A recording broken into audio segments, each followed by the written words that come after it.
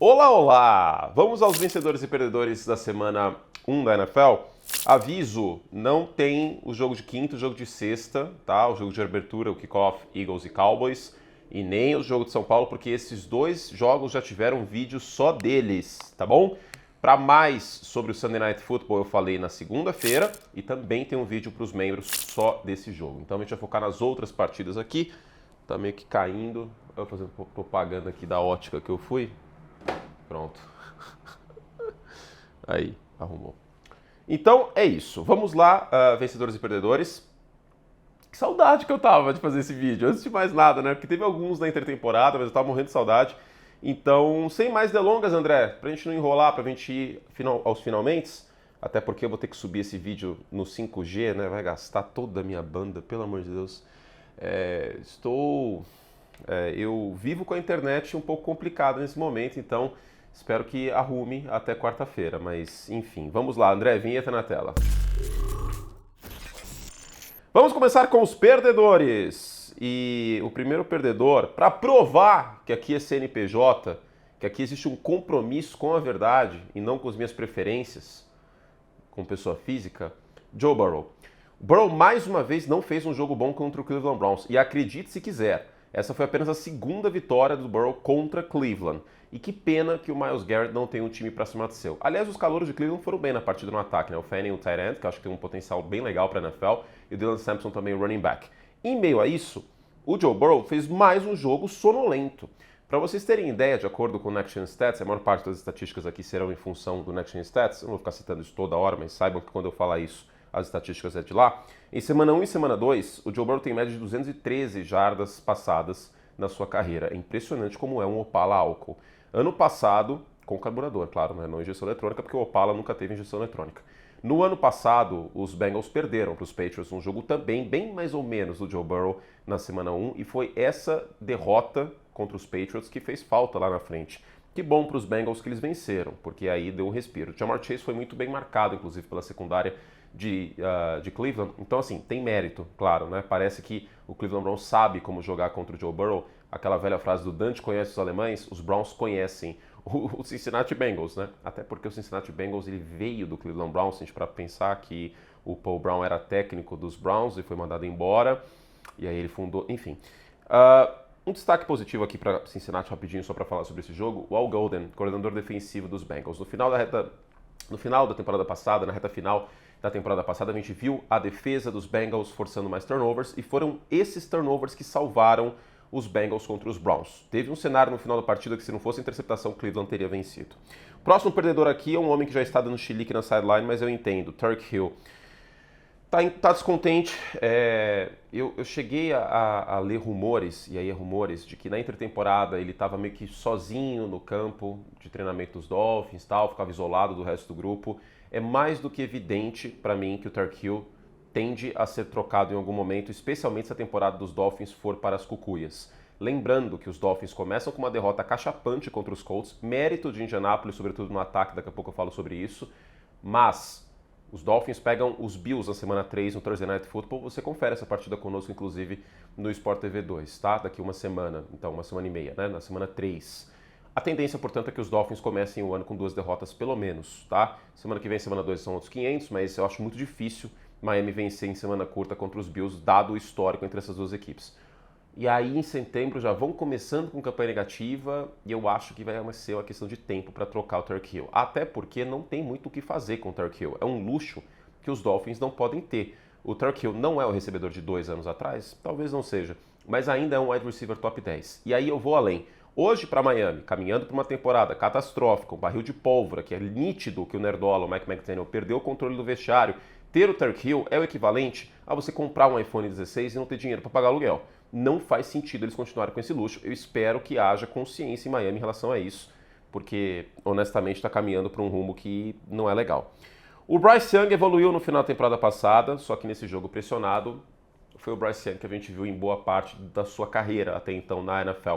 40% de pressão, pressionado 6 de 13 e 52 jardas. Muito nítido o desconforto dele. Claro, uma partida atrapalhada por paralisação por conta de raios, popopopó. Me esgarçado essa camiseta.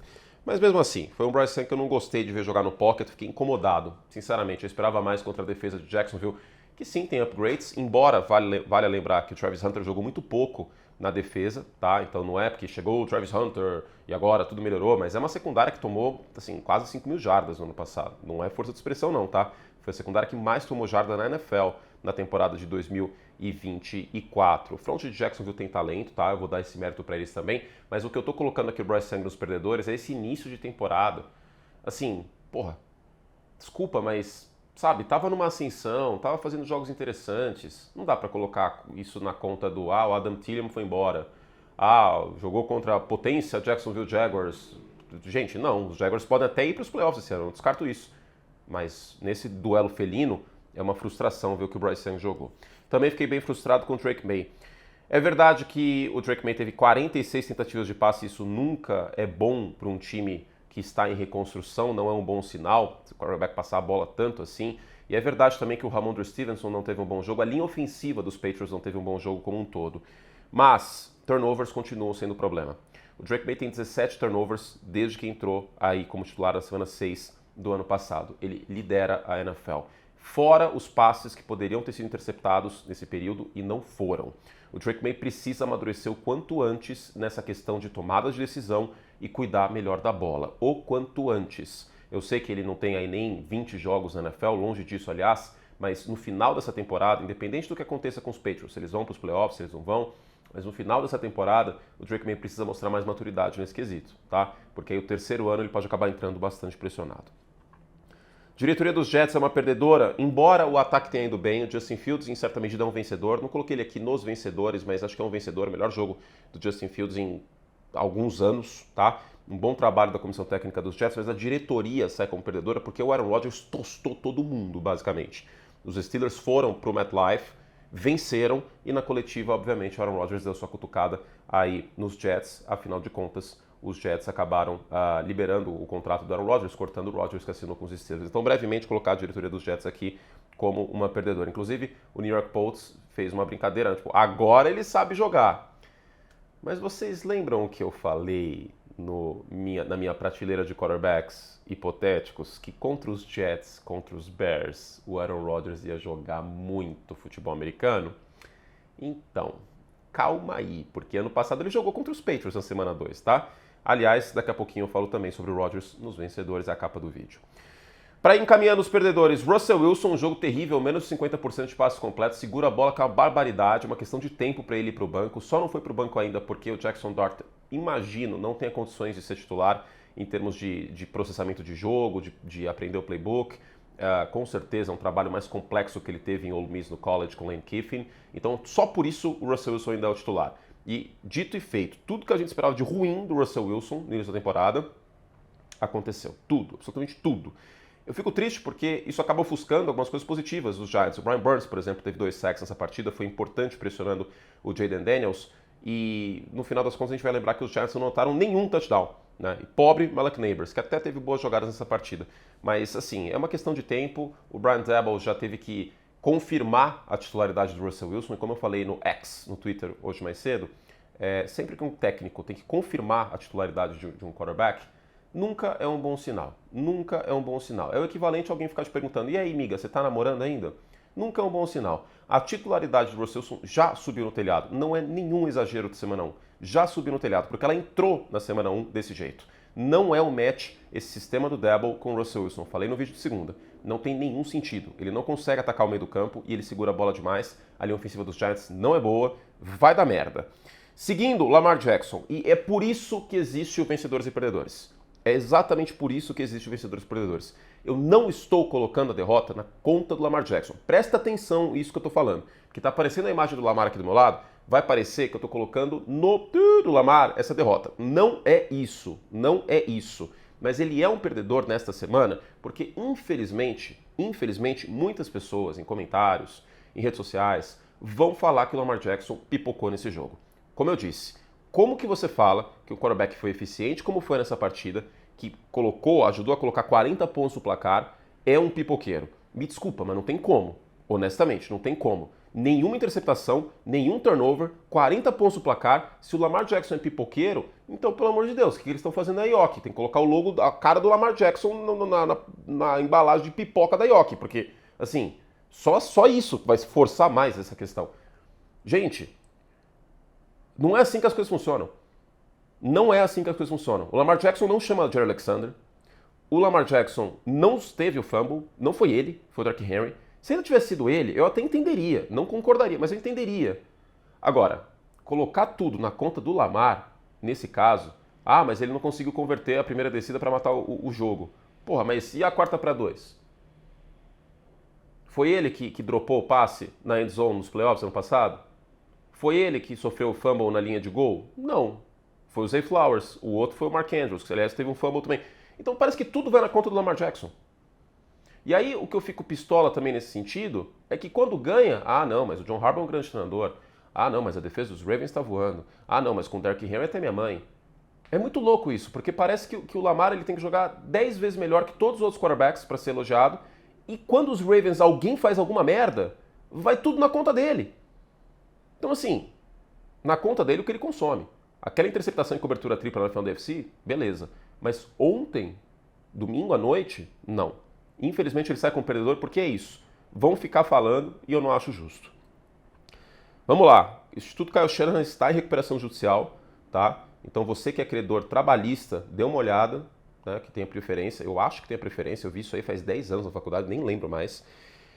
E a recuperação judicial aqui é o departamento médico. George Kittle vai perder algumas semanas. O corpo de wide receivers está dizimado. O Ayuk não volta até pelo menos a semana 6, lembrando. O Ricky Pearsall até fez uma boa partida, mas vai ter que contar com ele. E olhe lá, a coisa tá feia nos 49ers. Tá feia. E em meio a tudo isso, Kyle Shanahan vai morrer abraçado com o Jake Moody. É simplesmente inacreditável que o Jake Moody ainda seja titular kicker dos 49ers. E a linha ofensiva de São Francisco é uma calamidade. Eu tenho números aqui do Brock Purdy quando pressionado. 13 de 20, 2 interceptações. Uma delas foi até feia, no meio do campo. Tá, assim, falando nisso, tá feia a coisa, tá? O Trent Williams não é o mesmo jogador. Mas curte, pelo amor de Deus, semana 1, muito cedo. Gente, assistam o jogo, vocês vão ver que, assim, é assustador. Não é o mesmo jogador e já no ano passado já deu seus soluços. Com o Justin Tucker eu falei a mesma coisa. Não é por conta da grife que a gente tem que passar pano para sempre pro cara. Às vezes os jogadores entram em declínio. Em meio a tudo isso, sabe qual é a prova desse temor? O Mike McGlinchey teve o contrato... Aliás, McGlinchey não, Colton McKivitz, né? Esqueci o nome do right tackle de São Francisco. Acho que eu falei o antigo, que tá em Denver. Peraí, vamos ver aqui. Acontece, gente, acontece. Semana 1, o tio Curti tá... Ele teve contrato renovado hoje, foi até caro. Colton McKivitz, isso, 3 anos, 45 milhões. Não foi tão caro assim, se a gente para pensar em números, mas pelo que ele apresenta, sobretudo na posição a passe, foi. Isso aqui é um sinal de que o Trent Williams está indo pro final da carreira, tá? Que ano que vem não vai dar para contar com ele, então o John Lynch e o Kyle Shanahan já renovam com o McKivitz, que é horroroso, medonho na proteção ao passe, para não ter duas dores de cabeça ano que vem. Então, assim, ninguém tá surpreso com isso tudo, tá? Adicionalmente, um perdedor nesse jogo, Rick Woolen, cornerback do Seahawks, no 32-32 do Seattle. Eu falei que esse cara é boom or bust, ele faz jogos maravilhosos, mas ele faz jogos ruins. Foi um jogo ruim dele, tá? Parte da derrota de Seattle é na conta dele. E por fim, o último perdedor é a linha ofensiva de Houston, Jared Verse, que é um nome pra gente ficar de olho para defensor do ano, tá? Não é o favorito, claro, mas é um nome. 4 pressões e no segundo tempo 2 punts e 2 turnovers do ataque de Houston. O CJ Stroud simplesmente não teve tempo para pensar mais uma vez. Até que ponto os times vão continuar ignorando linha ofensiva desse jeito? A situação em Houston prova como o futebol americano ainda é um jogo de trincheiras. É óbvio que a posição de quarterback é mais importante. É óbvio que pagar um recebedor é importante. É óbvio que ter uma defesa como é a de Houston, que é muito boa, é super importante. Mas isso tudo, sem uma linha ofensiva minimamente razoável, não tem jeito. Porque aí o quarterback não tem tempo para passar a bola, o jogo terrestre não tem espaço para se desenvolver, e aí o time se enfia um monte de terceira descida, o quarterback tem que forçar passe, passa como não quer, não tem como, tá? Então, linha ofensiva de Houston, como esperado, foi um problema. Vamos aos vencedores. Bom, vencedores aqui então, lembrando, o Monday Night Football também não está aqui, e teve um comentário que fizeram, que eu senti que não foi na maldade, só esclarecendo, assim, os jogos da sua outra emissora, sua antiga emissora não vão estar no 7 Coisas e tal. foi coincidência, tá, gente? Nem pensei nisso de verdade. Obviamente, ainda tenho muitos amigos na ESPN, ainda tenho muito respeito por tudo. Foi só coincidência, tanto que tem um monte de jogo aqui da ESPN aqui. E o Monday Night Football, que é da ESPN, continua sendo. Eu vou fazer vídeo aí pros membros, tá? Bears e Vikings, que é nesta segunda à noite. Tá bom? Então foi só coincidência. Vamos lá, vencedores. Vamos começar com o Baker Mayfield. Eu fiquei morrendo de vontade de colocar o Mickey Buka nesse jogo, né? Que teve o touchdown da vitória, o wide receiver que é muito polido, como eu destaquei na época do draft. Mas eu tenho que colocar o Baker porque se a gente olhar só box score, você vai bater o olho e falar assim, putz, menos de 200 jardas, não foi um jogo bom do Baker, mas meu amigo, a última campanha mostrou aí uma campanha de 63 jardas com 2 minutos depois do Michael se esticar todo, né? Michael que cresceu no final do jogo, aí Penix Jr., quarterback dos Falcons. Aliás, eu acho que eu não tô no domingo no Sunday Night Football com os Falcons. E com o jogo terrestre tendo ido tão mal do jeito que foi, eu acho que o Baker merece um elogio aqui. O Michael Penix também, tá? Porque eu acho que ele mostrou valor nessa partida. O Buck Irving teve 37 jardas, o Baker teve 39 correndo com a bola. Não existiu o jogo terrestre, né? E mesmo assim, Tampa conseguiu arrancar a vitória no final. Um passe lindo para touchdown aí pro Buka, que é um wide receiver que eu acho que pode não ser um top 5, mas esse menino vai dar caldo, viu? Muito polido, corre rotas muito bem, e o Baker mostrou ser o líder e mostrou ser o melhor quarterback da divisão, tá? Por mais que o Michael Penix tenha tido um bom desempenho no todo, vamos fazer a questão de elogiar, mas o Baker merece mais amor, então vamos puxar os vencedores com ele.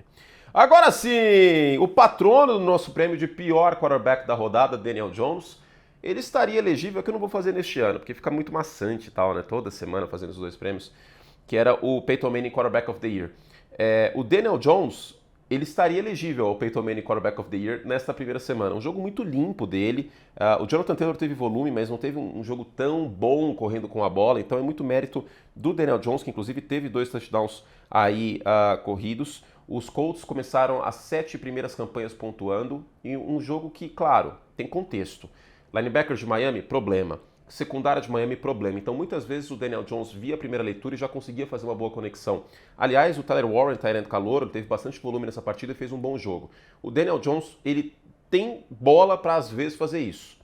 O problema do Daniel Jones, e você, torcedor dos Giants, sabe do que eu estou falando, é a consistência. É fazer isso toda semana, tá? E principalmente contra times mais fortes. O Miami Dolphins hoje, a defesa dos Dolphins, não é forte. Vamos ver nas próximas semanas, mas considerando a expectativa e considerando que teve uma briga de titularidade com o péssimo Anthony Richardson, que bom que o Daniel Jones mostrou alguma coisa interessante. A primeira vitória dos Colts em semana 1 desde a era Andrew Luck, desde 2013, para vocês terem ideia. Daniel Jones merecidamente aqui nos vencedores. O Liam Cohen fez um trabalho excelente com o jogo terrestre dos Buccaneers como coordenador ofensivo, e ele está nos vencedores aqui de novo no seu primeiro jogo como head coach dos Jaguars, porque o Travis Etienne, que eu ainda acho que é um dos running backs mais superestimados da NFL, ele ressurgiu nessa partida, teve bastante criatividade no jogo terrestre, bastante volume, como a gente viu com o Buck Irving em Tampa, e claro, tem o mesmo contexto que eu vou dar para o Daniel Jones. A defesa dos Panthers foi uma das piores da NFL no ano passado e continua sendo uma unidade frágil, mas mesmo assim eu gostei de ver um jogo terrestre que amparou um pouco aí o Sunshine, que teve interceptação, aliás, beleza, sem crise, inclusive foi num passe mirando o Travis Hunter, que jogou mais no ataque que na defesa, mas vamos elogiar o Liam Cohen aqui. Brock Bowers, 103 jardas, sem jogar o jogo inteiro. Vocês têm ideia que o Brock Bowers, ele tem 70 jardas recebidas por jogo de média? Esse menino, está no seu segundo ano apenas, ele é o melhor tight end da NFL. Uma menção muito rosa do Trey McBride, que aliás foi bem no jogo de Arizona de novo, mas o Brock Bowers, ele hoje é extra classe. Até porque, vamos pensar, há 3, 4 anos, quem que a gente colocava aí como um dos melhores tight ends da liga? George Kittle, Mark Andrews e Travis Kelce. Travis Kelce não passa perto de ser o melhor tight end da liga hoje. O George Kittle acabou de machucar, então infelizmente a gente tem que desconsiderar pensando na projeção para as próximas semanas, embora ainda seja um tight end muito bom, tá? Top 5 na minha visão. E o Mark Andrews, o volume dele caiu bastante, mal foi utilizado inclusive no Sunday Nights, e também não é o mesmo jogador. O Brock Bowers hoje é o melhor tight end da NFL, tá? Outras muitas menções honrosas, mas o Bowers é muito, muito bom. Que pena que machucou, mas que bom que a lesão não é grave. Lesão no joelho, ele perdeu o final do jogo. Impressionante como ele consegue criar separação no meio do campo. Parece um wide receiver parrudo, né? O que me lembra o Pescador Parrudo, grande personagem da novela, Kubanacan. E agora eu posso fazer analogia com a novela sem nenhum medo. Não que eu não pudesse antes, mas agora é mais legal. Seguindo, Jonathan Gannon, 13 pontos aqui cedeu só a defesa de Arizona e segurou o rojão no final da partida depois que o ataque começou a empacar, né? No segundo tempo a gente viu um ataque de Arizona um pouco burocrático, por assim dizer, mas a defesa segurou o rojão e impediu uma conversão de quarta descida. Spencer Rattler é um quarterback ruim, ele não comprometeu nesse jogo, mas ele também não fez por onde, vamos colocar dessa forma. E o Jonathan Gannon tem uma sequência nos últimos jogos, inclusive, da defesa de Arizona tomando poucos pontos. Ninguém está olhando para o Arizona Cardinals muito por conta do Kyler Murray, mas abra um olho para esse time, tá? Porque não dá para descartar a Arizona vencendo a divisão. Vamos agora ao nosso patrono da off-season, Aaron Rodgers, que agora tem um sistema tático. Ele não faz o que dá na cabeça. Ele não vira e fala, o Garrett Wilson está numa rota isolada ali no perímetro. Vou lançar a bola e dane-se. Ou red zone. Onde está o Davante Adams? Não, agora tem coesão e coerência o ataque do time dele. Ele distribuiu muito bem a bola, teve touchdown para vários jogadores diferentes e o play action, que é a raiz desse ataque do Arthur Smith desde a época do Tennessee Titans, foi muito eficiente. No play action, 8 de 10, 71 jardas para o Aaron Rodgers. Então, um jogo muito coeso, claro, muito motivado, né? A gente sabe que isso pode ser uma questão, claro, setembro, ele tem 40 anos, pode ser que no final da temporada caia de produção em função disso. E um jogo com muitos pontos no placar, como há algum tempo a gente não via Pittsburgh colocar com tanta facilidade, por assim dizer. Bom jogo do Rodgers, ele tem que estar nos vencedores, porque ele venceu o seu ex-time, que ele cortou, né? Defesa de Denver, vencedora também, segue de onde parou. É verdade que jogou contra uma linha ofensiva bem mais ou menos, metade baixo da NFL, né? Linha ofensiva dos Titans, é verdade que jogou contra o quarterback calouro, né? Que teve um jogo ruim, que teve 0 de 6 contra a blitz, mas olha que loucura. Eles mandaram 6 blitzes, 0 passos completados. E no todo, o 6 é um número mágico aqui, porque foram 6 sacks em cima do Cam Ward. Muito nítido o desconforto do Cam Ward jogando no Colorado, fora de casa, contra essa defesa de Denver. Patrick Mahomes abre o olho. Aliás, sobre os Chiefs, eles não estão aqui, mas eu fiz um vídeo para os membros, tá? Porque eu acho que já é hora da gente começar a conversar um pouquinho sobre essa questão do ataque do Kansas City Chiefs, que está me incomodando um pouco. Já é hora da gente falar sobre isso. O Bo Nix não fez um bom jogo, teve 2 interceptações e teve um fumble também. Vamos abrir o olho para isso, até porque a defesa dos Titans não é aquela Coca-Cola toda não, tá? Então, eu não gostei do que eu vi do Bo Nix. Parecia um pouco sem ritmo, vamos dizer assim, fora do timing com os seus recebedores. Embora, falando em timing, tenha tido um bom touchdown ali do lado esquerdo para o Cortland Sutton. Mas Denver venceu muito por conta da defesa. Eu queria colocar o Christian McCaffrey aqui como vencedor também. Até pensei em colocar outras pessoas de São Francisco, mas o McCaffrey porque ele está voltando de lesão séria, tendão de Aquiles, ele teve volume até não poder mais. Foram 9 recepções e 22 carregadas, ou seja, 31 toques na bola na partida contra Seattle. E se não fosse o McCaffrey, que passou das 100 jardas de scrimmage, eu acho difícil que o São Francisco tivesse vencido esse jogo, tá? Com o tanto que o Brock Purdy foi pressionado, sem o Kittle, com wide receivers pedestres, se não fosse o McCaffrey a coisa teria complicado e talvez São Francisco tivesse feito menos de 10 pontos nessa partida. Então eu vou dar esse mérito aqui para o McCaffrey, importante ver ele, não é o ideal ele ter tantos toques na bola, queria frisar isso, mas ele é um vencedor, é aquela loucura, né? Trabalhe bem e ganhe mais trabalho, mas de certa forma eu tenho que colocar eles nos vencedores muito por conta disso. E para fechar, os dois últimos, primeiro, Jeff Hafley, aliás o Edwin Cooper, linebacker dos Packers, jogou demais, mas o Hafley fez um plano de jogo aqui, para conter o jogo terrestre de Detroit, que é a ignição do ataque dos Lions. Os Lions tiveram 2,1 jardas por carregada com seus running backs, nem Gibbs nem Montgomery fizeram nada na partida.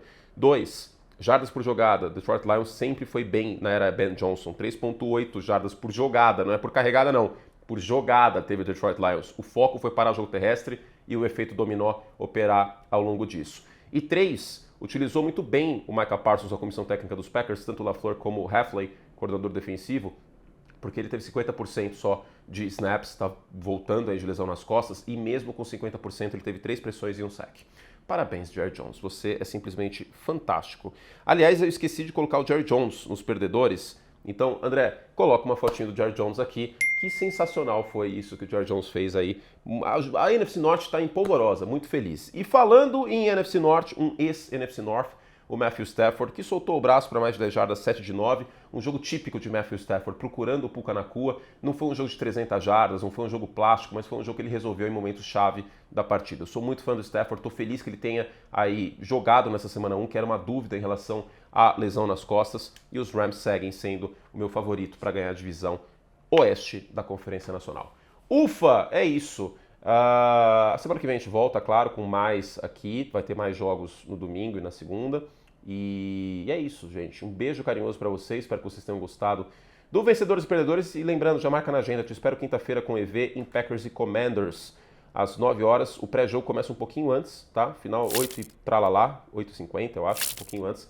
Então vai ter uma meia horinha aí pra gente conversar sobre Packers e Commanders. E daqui a pouquinho eu vou escrever uma crônica para esse jogo, inclusive.